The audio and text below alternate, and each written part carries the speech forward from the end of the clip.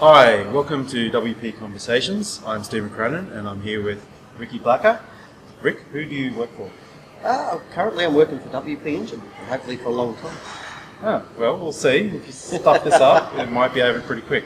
How long have you been working there for now? Just clicked over 12 months, 2 weeks ago. That's gone fast. It has gone fast. 10th of July we opened the office in Australia, in Brisbane, and I was the second employee. Of course, the first employee was the guy who kicked it all off, Mark Randall, and we've grown quite considerably since then, up to a magic number of 7 people.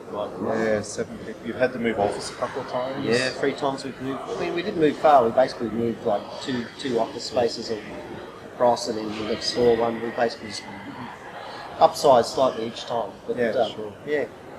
And what do you do for WP? Me personally, I fill the role of a pre-sales engineer. So basically, working with the sales team to find the right solution for customers on our platform. Okay. So you're helping people choose the right solution. What sort of challenges does that give you? Well, lots, especially coming from my background as a web developer. I had to quickly learn how the hosting environment really worked with a website. Having the web design background really helped, but now I'm learning a lot more of the technical aspects that I previously didn't worry about too much because I had other people to take care of. It's been a fun experience, and I've learned quite a lot. Learned a lot about how, especially WordPress sites, interact with the server environment, and how to make that work a lot better. Cool. And for a lot of people out there that I meet in the WordPress community, they're freelancers or they're working for a small agency. You're working for WP Engine, which is like a known, well-known company within the WordPress space. What's that like compared to what you're doing before? Is it cool? Is it not what you thought it would be? Is it better or worse or what's it like? That's a good question. It's actually probably 10 times cooler than I ever expected. The company itself is very culture focused, very supportive, and very diverse. The things I'm learning, the people I'm meeting, the places I'm going, like flying from everywhere from Phoenix, Arizona to Sydney, Australia, Wellington, New Zealand. Going to WordCamps, going to meetups, meeting with people in the community. I mean, that was a lot of things that I was doing prior to joining WP Engine, but I've just got a lot more scope to do that now with the company backing me. Yeah, I guess travel is definitely a pro. Oh yeah. What's the coolest place you've been sent to? I've got to say Austin, Texas, where our head office is. Really fallen in love with that city. It's beautiful. It reminds me of Brisbane a lot. Oh really? It's a very compact little city, very laid back. It's the kind of place you can drive from one side to the other without getting stuck in a huge traffic jam or hitting too many one-way streets like you do in some places. Rather not mention. Okay. It seems like it's got a very, very good tech community there. I've never been there, been near it, but never actually there. It seems like there's a lot of companies that have their tech headquarters there. I think, not trying to read into it too much, but it looks like, places like San Francisco that, traditionally have been that tech hub, they're becoming very expensive, and the companies themselves are realising they don't need to be there to make a presence and make their platform work. So, places like Austin's a very forward-thinking city. It's a very beautiful city to live in. So, we're finding a lot of tech companies are moving there. And in terms of WP Engine, obviously you have an office in Brisbane and an office in Austin. You have other offices, I believe? Yeah, so we've got, 7 locations. Main ones being Austin, Brisbane, Limerick Island. We have a support team there, and London. We have a good sales team there. And other places like San Francisco, and I think we've got a couple of people working remotely. Yeah, well, that's where I was going to go with this. You've got offices, the next bit is, do you have people working remotely, or is that less of a common thing? That's a very uncommon thing with our company. So I think we've got a total of 5 people working remotely. Generally, we like to keep everybody together and keep that company culture happening, and just Sure. But there's pros and cons to working remotely, and also having everybody in the same location. It always fascinates me to see how companies do that. Which ones go fully remote, which ones go fully co-located, and which ones are sort of in between. Because I work for a company where I'm remote, but a lot of the company is in one big office, so it's sort of like 50-50. So I'm always fascinated by how that works. Yeah. All right, so before WP Engine, what were you doing? So I had my own business, building WordPress sites, obviously.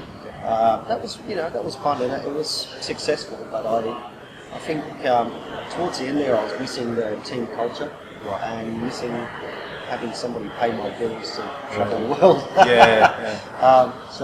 was something I was looking to make that change when the offer came from WP. It seems to be like a fairly common thing where people work for agencies and they want to have their own freelance company and they go and do that, and after a while they're like, no, actually I want to go to something else. And I guess especially in the WordPress space, I've seen a lot of people here in Australia get hired up by Human Made or XWP or WP Engine, and these big companies in the space are coming in and hiring a lot of people. And I think to many that seems like a bit of a dream job to go and work for one of these more well-known companies and get sent to WordCamps and stuff like that. It's great, but how do you get there? Like, obviously you've come from being freelance sort of background or an agent like this, your own small business, into working for one of these companies. How did you do it, and how could other people follow your example? That's a good question. That's something I'm very passionate about too. So, for me, I mean, everybody's journey is unique, and depends on what role they're looking for and what company and where they want to go. But I mean, for me, getting involved with the community was the biggest catalyst for me moving my career forward. I never got involved with the community to further my career. It was always to give back to the community. It's just been an amazing side effect of that all this good stuff has happened to me as well. But with me being a very big part of the community and running meetups and helping out, co-organising WordCamps and speaking and just doing anything I could to perpetuate the WordPress community in Australia led me to being on the radar for companies like WP. Yes, sure. So people who go that extra mile, put that extra effort in, they're the ones who are going to show up on the radar a lot more than somebody who sits in the shadows. But depending on the role you're looking for, I mean, just being good at what you do and just not being afraid to sort of show that. Yeah. I think. I mean, that does match with my experience with seeing other people go to other companies.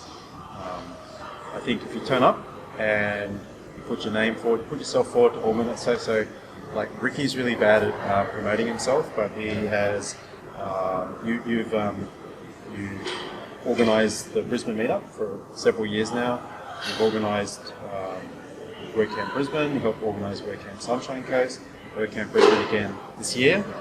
It's happening, it's announced today. Yes. When is it, Ricky? Tell us. So it's slated for the 27th, 28th of October this year at the QUT Brisbane. Different building this time. For those who've been there before, we've actually moved to a bigger block, bigger room. But yeah, it'll be the same old. It's going to be awesome, and he's organising it. Thank you, Ricky. So I'm diverging a bit, but you've organised meetups, WordCamps. You've spoken at like 3 or 4 WordCamps. At least 3. At least 3. Yeah. Maybe I think it's 4. Maybe 4. Including this one. Yeah. Well, this one made 4. I think. I should have said in the intro, we're actually at WordCamp Sydney right now. Yeah. I stuffed that up, sorry. But WordCamp Sydney happening downstairs. We just popped up for a quick chat upstairs. So yeah, one thing I've noticed is people that do that, put themselves forward and help organise, help speak, and come along to the meetup every single week, even if they don't put themselves forward for speaking, because that's not their thing. The people who turn up again and again form relationships with the other people that turn up again and again, and when people are hiring, that seems to be like a really common path to get into like one of these companies is just turning up. Yeah. So I think you're like a poster child for that sort of model. Thank you. Yeah. So yeah, I think I totally agree. I think the fact is it's a very competitive landscape out there, and anything you can do to improve your visibility on the radar, and also I think genuinely caring about the community. I mean that goes a long way. A lot of big companies now are looking to give back to WordPress. I mean a lot of these companies are making a lot of money out of WordPress, and it just makes sense to nurture that environment. So anybody who's doing that actively on their own accord is great fodder for these companies that are looking to give back. Because you're lined up with their way of thinking, and you're doing it off your own bat. You're not actually getting paid to do it. So yeah, I can see how that works perfectly. Yeah. In terms of, I had a question and I've totally lost it now. I'm sure it'll come back. Yeah. What was it? So, here we go. I've messed it up. We'll get that out, Nettie. Yeah. There's one question that I do want to ask you about. I'm just going to have to check my phone. We might have to cut this from editing. If it's small, I think just leave it in, but god damn it, this is, and I've sort of semi-sworn. Oh, yeah. Okay. I do have... Okay, I have... Okay, so I have one more question, maybe several questions, but one more topic, which is, you gave a talk several years ago about how WordPress changed your life, and I put that down as one of the top WordPress WordCamp talks I've ever seen. It's really good. The video, I went back and watched the video, and they missed most of your slides, and the slides were epic. So I think it's got you talking, but it's only like half the experience, which is a shame. But still, it was like a fantastic talk. And one of the things that struck me, one of the stories that you highlighted in there, was how you went along to a meetup and you were sort of new, and someone spoke to you, but then didn't speak to you again afterwards. And I suspect it might have been me. I'm not sure if it was or not. But no, it wasn't me. But it could have been me. Because I think this is the thing, is that for me, I'm a bit of an introvert. So when I go to meetups, I will talk to you because I know you. A new person comes along and I'm a bit slower to get in and talk to them. And that was the experience you're talking about in your WordCamp talk previously, is how you were the new person and you're speaking to someone. And they talked to you, and they weren't rude or anything, but they just sort of like talked to you a bit, but they didn't really go the next step for me. And I guess that's in the back of my mind. Whenever I come to WordCamps and have meetups, I'm like, I should be better at talking to people. I just wanted to get your take on that, and whether you have any thoughts about how we can organise WordCamps and meetups to like make that easier or easier for new people, and what are your feelings on it? I think for me it starts at the meetups, and that was where it was through persistence that I kept going back, and people just got to know my face, and I got invited in. But it is hard when especially for a lot of us who are very introverted and very shy, meeting new people is hard. And you come to the meetups, and always try and, it is sometimes hard because you get so many friends at a meetup and everybody wants to talk to you. And you see somebody sitting, standing across, and they're sort of not talking to anybody. You've got to sort of try and make that extra effort to bring them into the conversation, or say hello, or and build that relationship. So to keep them coming back and keep you feeling a vital part of the community. Yeah, well, I think like if I map this onto you, because you're the topic of our conversation, but if I map this onto you, the first time I would have met you, I would have talked to you, but not much. I would have been like, okay, who's this guy? Nothing against you, because I didn't know you. It's just like, I go and talk to Dion because I know Dion, or something like that. But for exactly what you said, right? You kept showing up, so like, okay, I know this guy. Oh, it's Ricky. Okay, Ricky, I know this about Ricky. I know this about Ricky, and it's like you form like a relationship and a friendship. And it's just for me, that process is a bit slower. I guess, think off the top of my head now, I guess what I should do at meetups is have one conversation with someone I know that's nice and safe, and then I should force myself to go and have a conversation with someone else. Even if it's just one every meetup. If I go and single out to go and talk to someone for 5 minutes. I do talk to people in passing and say hi, but like an extended conversation for 5 minutes every meetup. If I did that for one person every meetup, then I would soon have a lot more people that I knew. They'd feel better, I'd feel better. So I think that's a good idea. For a lot of people, we are very shy and introverted. And, I think nothing you can do is kind of pair up with someone and say you're not completely doing that on your own, but you can come up as a pair and kind of talk to other people and involve them in. And it's not as kind of confronting for them because they've got kind of a nice sort of social environment. Okay, next meetup, you and me. Okay. We'll go and pick on someone. We will. We'll Talk to them. I think you're actually quite good at talking to people. I always see you talking to people that I don't know. Yeah. So I know you're saying you're introverted, but I think you actually do quite well at this already. Yeah. Well, I think because I went through that experience, I'm very conscious of making sure I give other people that little bit of help when they come to a meetup. And I mean, I've been guilty of kind of overlooking people in the past because I've just been busy organising and Yeah. Well, that's a valid thing. yeah. But I always try, and I think it's not just one or two people. I think it's everybody in the meetup, and that's the kind of message I want to get across. That you've got to kind of reach out to everybody. Yeah. I agree, but I think my first step is to start reaching. If I set that target of at least one person I have never talked to before, and go and spend 5 whole minutes with them, not just a hello, how you going, nice pizza, what do you do, see how quick you talk to someone else. Like if I do something extend, I think that's something that I can do. It's a concrete thing. And I guess I challenge anybody who's watching this. If you're an extrovert, great, I'm jealous. If you're an introvert like me and you go to meetups, I would just like to challenge you to try and join me in the challenge of trying to find one person, more if you can, but at least one person you go and spend 5 minutes chatting with them and actually start to get to know them. I think that's most of my questions. Yeah. Do you have anything else you want to say? I just want to say that if people are out there and they're wondering about joining a community event, meetup or WordCamp or anything, go for it. It will change your life. The more you put in, the more you'll get back. I totally agree with that. That matches up with everything I've experienced and everything I've seen.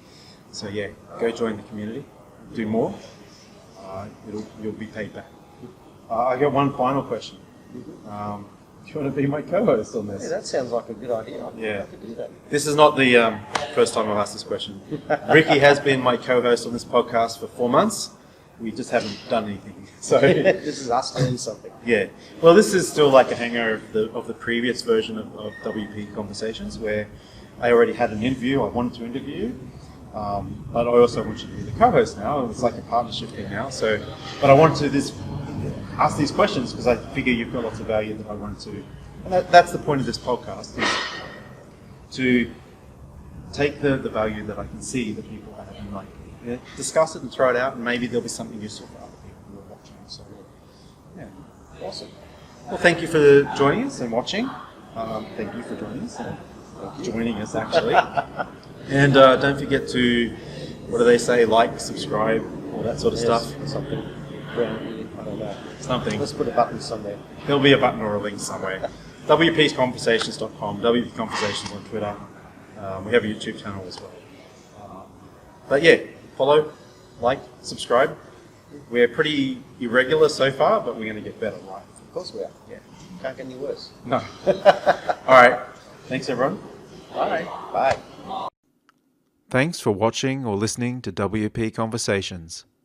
If you enjoyed it, please help us out by sharing the podcast.